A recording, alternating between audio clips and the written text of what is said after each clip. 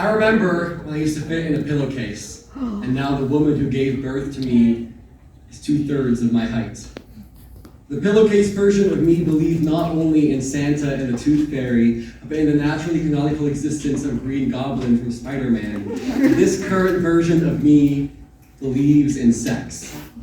And thinking about sex, and thinking about my future, and thinking about my career, and overthinking about my career. Pillowcase version of me once wore a dress to kindergarten. This version of me is too afraid to wear a hat in case he accidentally ends up causing an event to recall. The pillowcase version of me talked with his friends about bugs and superheroes. This version of me talks with my friends about how cool it is to do sex in a dumpster behind an Arby's.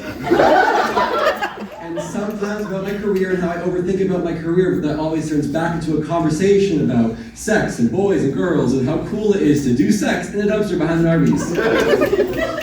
And sometimes I'll talk with my friends about how much I want to be a kid again, but Jack will say, dude, you're still a kid, and Mason will say, stop trying to be all deep and shit, and Tom will say, guys, remember that one time I had sex in a dumpster behind the Arby's? And then I would think about how the pillowcase version of Tom was called Tommy, and I became friends with Tommy, but I don't think I'd be friends with Tom, not because he had sex in a dumpster behind the Arby's, but because he's kind of a shitty person to me sometimes. And then I'll start overthinking when the pillowcase version of me wouldn't even be thinking at all, and I'll get trapped in the whirlwind of nostalgia and careers and sex and boys and girls and Tom and Mason and Jack and audience and performer and growing up and fear and aging and can't everything just stop?